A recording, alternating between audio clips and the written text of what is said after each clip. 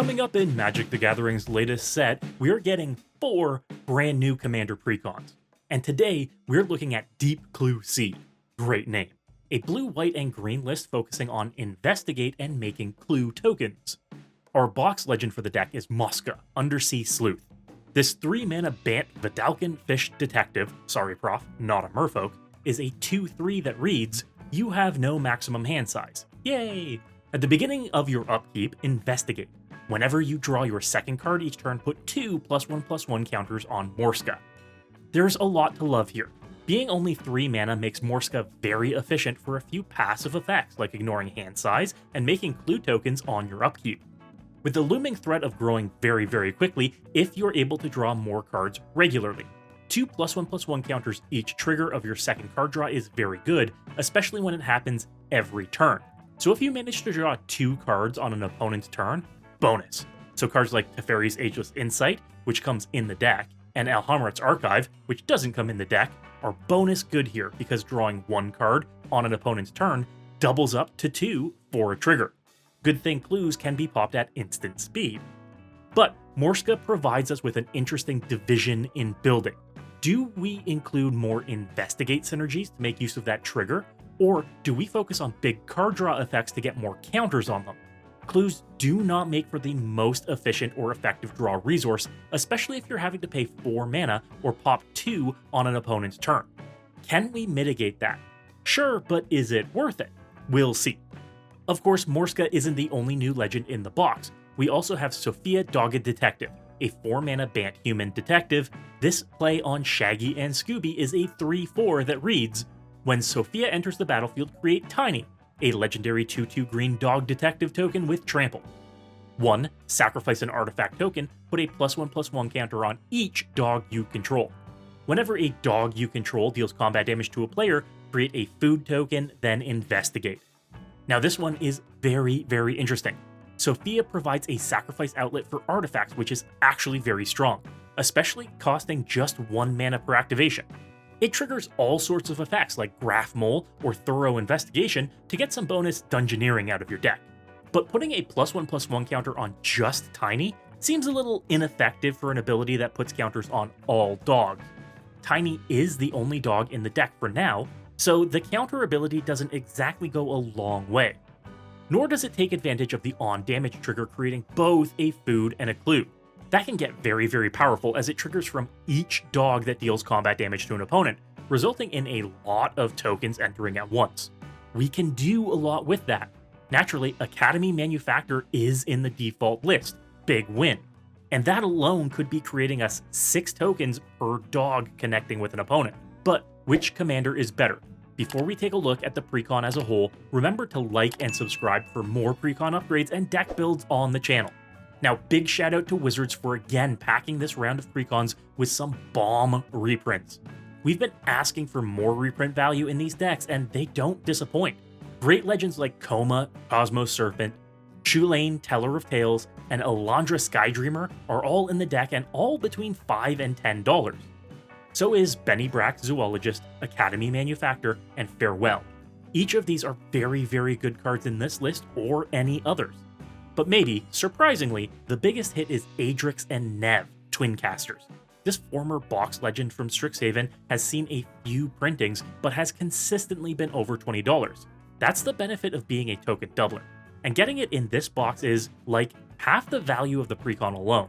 But reprints aren't the only value in the deck, no. We've got some great brand new cards and exclusive cards in the deck too, like Detective of the Month, a 3-mana 2/3 human detective. It has Ascend, a mechanic from Ixalan that gives you the City's Blessing as long as you have 10 or more permanents in play. Once you get the City's Blessing, you can never lose it. As long as you are #blessed, detectives you control are unblockable. But regardless of being blessed, whenever you draw your second card each turn, you create a 2/2 blue and white detective token. When I say that this thing can make you an unblockable army, I mean it. Not only are a lot of the creatures in your deck detectives, basically anything unique to the deck and anything from murders at Karlov Manor, but making these detective tokens trigger from what the deck wants to do in drawing cards. Baseline, the ability to make Morska unblockable is a game ender. as a few turns drawing your second card each turn with Morska in play can be in one-shot territory and always unblockable. There are a few ways that we could be upping the number of detectives in the deck too, to make it more focused in that way, but even just accidentally making a bunch of 2/2 unblockable tokens is very, very good. Also new is Innocuous Researcher, a 4-mana 3/4 Centaur detective. See, another detective. This one has Parlay, meaning whenever it attacks, each player reveals the top card of their library, and for each non-land card revealed this way you investigate, then each player draws a card. Easy trigger for your second card draw on your own turn. But also, at the end of your turn, you may untap all lands you control. If you do, you can't cast spells until your next turn, but you can activate abilities like on a bunch of clue tokens that you just made. I did say how mana intensive it could be to rely on clue tokens to trigger your draw second card effects, but this creature helps that with a pretty significant advantage. Having all your mana available for nothing but activating abilities gives you a pretty clear route to paying 4 mana per turn to draw 2 cards and get all of the many effects that trigger from that. The ability to make up to 4 clue tokens on single attack here is great too, as a volume of tokens is good to work with. Inspiring Statuary and Nettle Cyst are both in the list already, and they love tokens that just sit around on the battlefield. Many times you'll find opponents willing to let you connect with them as well, as it draws everyone a card, and people love drawing cards. I think this one's a sleeper hit for a few different decks. Speaking of more clues, we have Merchant of Truth, a 4-mana Angel Detective. It's a 2/5 with flying, and says, whenever a non-token creature you control dies, investigate. And, more importantly, clues you control have Exalted. That means that, whenever a creature you control attacks alone, it gets +1/+1 until end of turn for each permanent you control with Exalted. See? A use for a high volume of clue tokens. Since we have evasive creatures like Merchant here, or any of our detectives thanks to Detective of the Month, or the activation of a Whirler Rogue, attacking with a single creature is a one-way ticket to knock out town. Since this is a static ability, if you spent the game building up clue tokens, dropping the Merchant and swinging with a single creature is an instant game over. There's no activating this ability, it's static and it's amazing. I can't overstate that this one card is a finisher in this deck alone, or in any clue token producing deck. So if that's the vibe you're going for, this card is a must-have. Speaking of finishers for clue decks, meet Tangle Trove Kelp, a 7-mana 6/6 with Ward 2 that looks a lot like some dinosaurs we got in Doctor Who. This clue plant says, at the beginning of each combat, other clues you control become 6/6 plant creatures in addition to their other types until end of turn. And if you wanted to, you could always pay 2 and sacrifice it to draw a card, just like any other clue. But if you thought this looked a little like Displaced Dinosaurs, you'd be right. Not quite as widespread, just turning your clues into 6/6 creatures rather than all historic permanents, and triggering at the beginning of combat rather than on enters the battlefield. It also gives us the upside that clues that entered before the Kelp turn into massive 6/6 attackers. Again, this is an amazing way to end the game, if you're sitting on a horde of clue tokens and haven't been popping them. Cast it on your pre-combat main phase to get the trigger, and go to town with your massive attacking army. Your opponents will learn to fear a stockpile of clues after 1 or 2 times seeing them come charging in to end a game. Lastly, for new cards we have Follow the Bodies, a 3-mana sorcery with Gravestorm. Gravestorm is a mechanic seen only once in a Future Sight card on Bitter Ordeal. It's just like Storm, except you copy the cast spell for each permanent that was put into a graveyard from the battlefield this turn. And all it does is investigate, making a clue token for each copy of the spell. But boy howdy can you ever create a lot of tokens with this card. It doesn't care who controls the permanent that went to the graveyard. It doesn't care whether they were tokens or non-token permanents, and it doesn't care whether they were put there from combat, during your upkeep, or whenever. So casting a board wipe and then this, instant bulk of clues, and we saw 2 reasons why we would want more clues than we can handle just moments ago. We could also be sacrificing clues to replace clues for whatever reason as well. Or, if we get blown out in combat, we could recover by creating a whack of clue tokens. This one is sneaky good, and whenever we see the return of a mechanic that we've only ever seen once, well, I need to find a use for that. But this brings us to the meaty question: which commander, Morska or Sophia, makes for a better deck?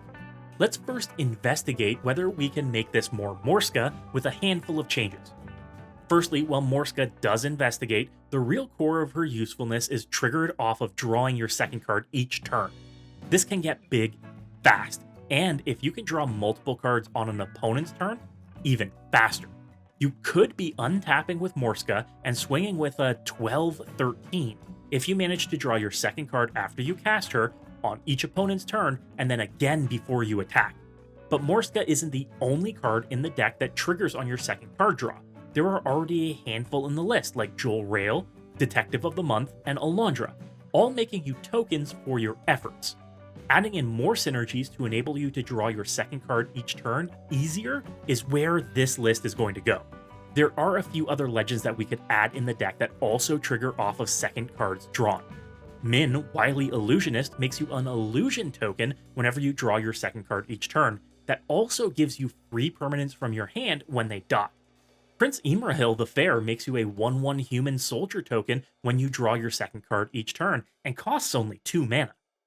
And while it's not your second card each turn, the Council of 4 triggers when an opponent draws their second card each turn to draw you a card. That's an easy way to create a card draw trigger on each turn of each turn cycle. But that's only one card, unless we double our card draw. Teferi's Ageless Insight is already in the deck, but we could be adding in Alhamrat's Archive too. These both ensure that we have the number of card draw triggers needed to get all of these sweet effects. As long as we draw a card outside of our draw step, we're suddenly drawing 2 cards, triggering all of these other abilities. One of the new cards in the deck that I didn't mention is On the Trail, a very simple enchantment that lets you put a land card from your hand onto the battlefield tapped whenever you draw your second card each turn. It's pretty simple, but in this deck, you could be dumping a land card from your hand each turn of a turn cycle, and that gets very good very fast, and more reason why you want to synergize this way. You know what's a great enabler for drawing 2 cards regularly? Shorikai Genesis Engine. For just 1 mana, its activation draws you 2 cards at instant speed that also creates a creature token. If you're finding it easy to draw cards on your own turn but not your opponent's, Shorikai is a great include for at least 1 additional bonus each go-round. Teferi, Master of Time, the only planeswalker you can activate at instant speed, also has a +1 effect to draw a card that we can do on opponents' turns. While that is only 1 card, it does reduce the amount that we have to pay into clues to get 2 triggers. Being able to do this at instant speed and trigger Morska's buff and all of our token generators means that we can usually be creating blockers for anything that would threaten us or our planeswalker too, keeping safe behind a wall of tokens. So if we're creating artifact tokens and creature tokens, why don't we put them to even more work? Inspiring Statuary essentially makes all of our artifacts into mana rocks, but Jaheira, Friend of the Forest, actually turns all of our tokens into mana rocks and all of our creatures into mana dorks. If we were starved for mana to pop clues before, now we can be activating clues for mana to activate clues for cards. Sacrificing a clue doesn't require tapping it. It can activate itself to pay for itself. Baseline, this makes clues only cost 1 to sacrifice, but if popping clues suddenly creates a bunch of creatures that will also eventually tap for mana, it's very easy to justify creating that second draw trigger.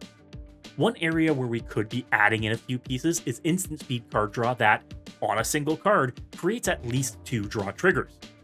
Brainstorm, Frantic Search, and Meeting of Minds can all be drawing us 2 cards at instant speed on an opponent's turn for as little as 1 to no mana. These cards replace themselves, give us triggers, and as instants can allow us to immediately untap with all of the benefits they've provided. And I do have to mention there's quite a few very expensive upgrades you could get for this deck. Esper Sentinel and Rhystic Study both trigger on opponents' turns, making it easier for you to get your triggers for drawing your second card, but are both very, very good and very, very expensive. And if we're making all of these tokens, creatures, and clues, then token doublers naturally deserve a mention. Parallel Lives, Mondrak, and Anointed Procession. All the usual suspects are good here too, but they're all basically the price of the Precon on their own. Don't fall into the trap where you feel like they're required cards, because they really aren't. But with these new cards, it leaves us with the question of what to cut. What do we remove to make room for the new goodies? Unsurprisingly, Ransom Note goes first. I don't like this card. I've said it before and I'll say it again. It's a jack of all trades, master of none card. Unless we want triggers for artifacts entering or leaving the battlefield, it just doesn't do it for us. Removing the new Serene Sleuth is a good cut here too. It's nominal protection from being goaded and only investigates on enter the battlefield. If we were into more of a blink-focused deck, I'd be higher on this card, but it's very meta-dependent inclusion. If only Commander had sideboards.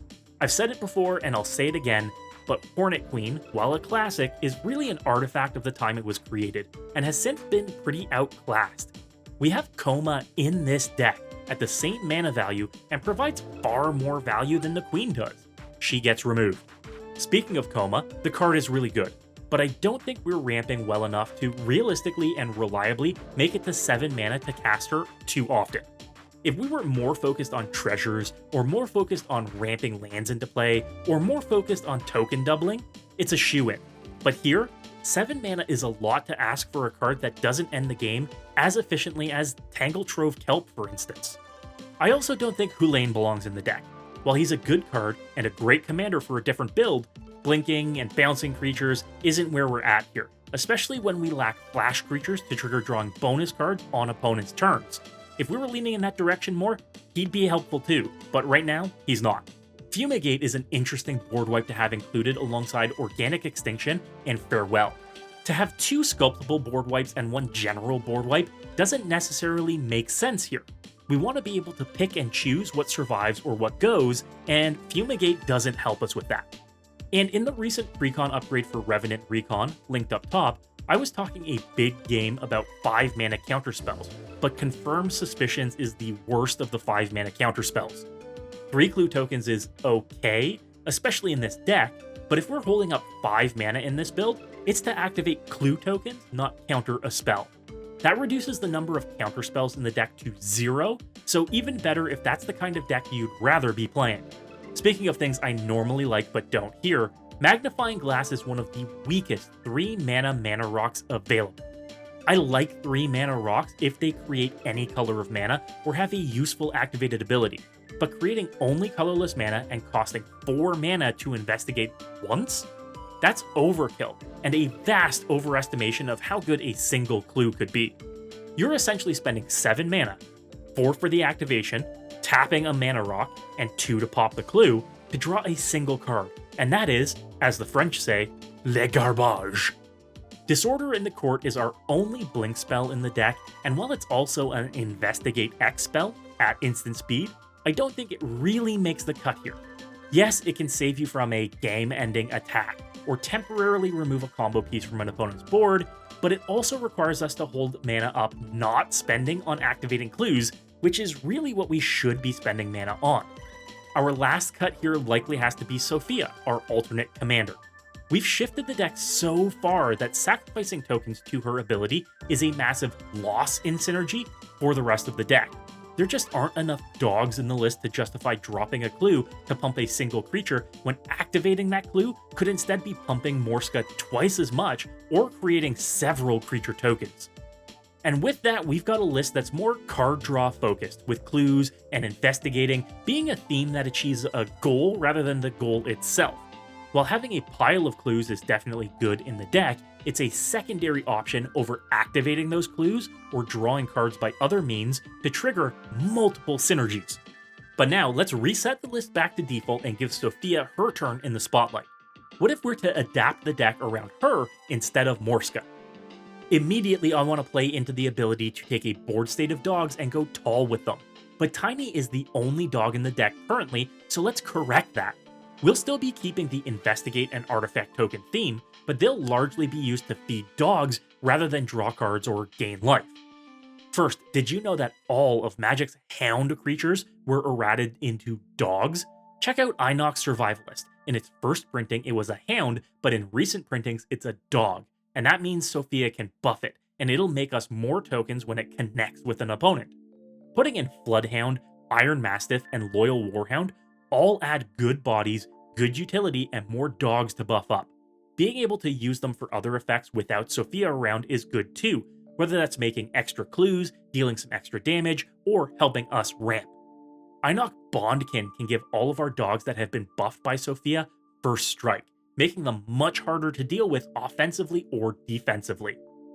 Pack Leader is another good dog to include, not only buffing our dogs again, but also preventing them from taking damage in combat when they attack. Yoshimaru, ever faithful, while being just a 1-1 for 1, gets a lot bigger very fast as we have quite a few legends in the deck that will stay in the list, and a natural way to get counters on your creature is really good. We also have Mowu Loyal Companion. He was made for this list, as he gets extra +1/+1 counters when we activate Sophia, growing bigger and bigger and bigger each time. Release the Dogs can be making you 4 1/1 good dogs for a single spell. Even more if you can have the decks Adrix and Nev out in play too. That's a lot of puppers. Now of course, you could just make everything a dog too. Masquid Nexus, Arcane Adaptation, and Xenograph all accomplish this, but that's really if you want to be unexciting. It's not the direction I want to take the deck, but feel free if you want to make Sophia's abilities care about all of your creatures. But one of the benefits we could be working with, thanks to Sophia's activated ability, is some +1/+1 counter synergies, even if it's just tiny that's getting the benefits. Hardened Scales, Ozolith the Shattered Spire, and Kami of Whispered Hopes all work to, essentially, double each activation of Sophia. In multiples, they apply more and more counters for each activation. Since each dog makes us 2 tokens when they connect, it only costs 1 mana to activate Sophia. Well, that means that we could be putting 2, 3, 4, 5, 6 counters on our dogs each turn. But how do we make room for more doggos in the deck? What do we end up cutting? I want to start by cutting down our when you draw your second card sub-theme pretty significantly, as we want to be sacrificing clues to feed Sophia and Tiny. This means that we won't be activating them as often and drawing fewer cards on other players' turns. So cutting Jewel Rail, Detective of the Month, and Nadir Kraken are all good starts. They all trigger from draws or make non-dog tokens, which doesn't really help us out here. They also share mana values with a few of our other dogs, so they'd prevent us from meaningfully developing our board state. Serene Sleuth is, again, a very meta-dependent call. If you've got that one goad player in your pod, absolutely keep him in, but otherwise he doesn't do us a lot of favors. Selvala Explorer Returned isn't really doing us much in this version of the deck either, apart from making a few mana and drawing a card. We've removed a lot of the draw synergies, and she's become one of the weakest enablers left in the list. Alondra Skydreamer is no longer as impactful, as the chances of us drawing a second card beyond our own turns have diminished pretty significantly, and the chances of us drawing 5 cards is basically nil. Hulain really doesn't have much of a spot in the list, as we aren't really hoping to bounce our dogs back to our hands, especially once we've put counters on them. He may be drawing us 1 extra card on each turn, but for 5 mana, I'd really want to exploit him rather than him just be okay. And along those same lines, Psychosis Crawler loses a lot of punch. It's not a win con like it is in the Morska version of this build, since we'll be drawing fewer cards overall. Hornet Queen can go too. Again, I think she's really outclassed in today's meta, unless you're focusing on making insects, Death Touch, or overall tokens. A shame, I used to love this card. The new Knowledge is Power has a very high ceiling in a lot of cases, and a floor of giving your creatures +1/+1 on your turn. But as we're really not drawing a lot of cards, we can't really reach the same potentials here as we can in the Morska Brew. Our last cuts are 2 repeats from the last brew, Magnifying Glass and Ransom Note. They fall below our baseline levels of usefulness in this and most decks. Easy replacements.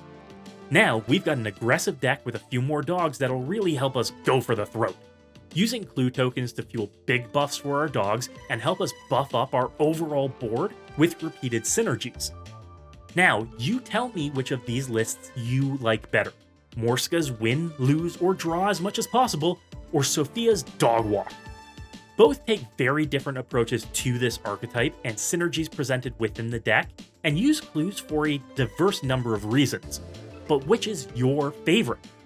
And if I missed any must-have cards you want to see in these lists, be sure to share them in the comments. I'm sure everyone's looking for juicy hits to upgrade their decks. If you want to check out the full deck list along with my upgrades, check out my sponsor, Moxfield. Moxfield is the best deck building platform in the world and makes it easy to review ads and cuts with their history feature. While you're there, be sure to follow my profile.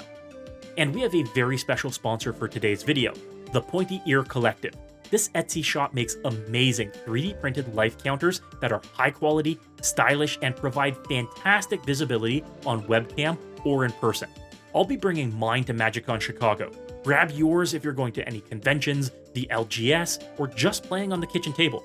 Be sure to check out their shop, linked below.